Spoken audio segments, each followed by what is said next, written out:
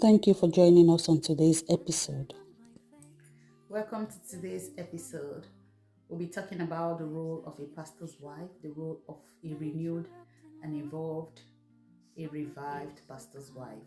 What is her role in the church? So, from previous episode, we talked about the confusion in job description of a pastor's wife, and this confusion evolved from the fact that there's no laid down rule or training for a pastor's wife to go and learn about her job role.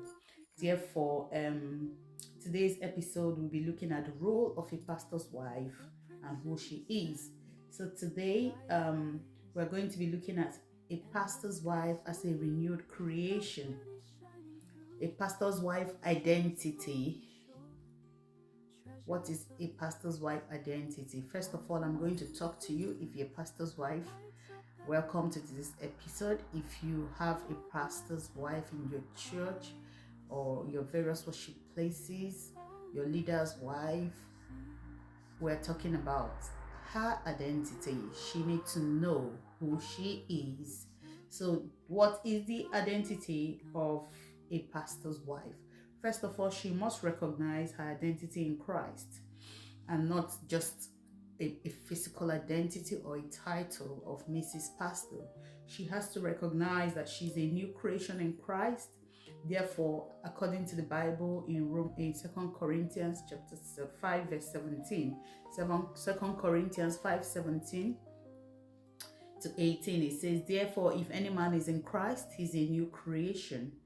All things has gone, the new has come. All this is from God, who reconciled us to himself through Christ and gave us the ministry of reconciliation."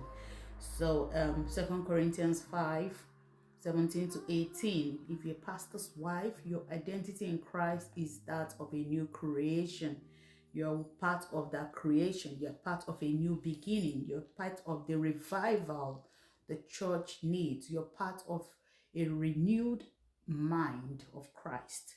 So you are a new creation, God's beautiful and poetic masterpiece. A new creation, whatever that is ugly should not be associated with you.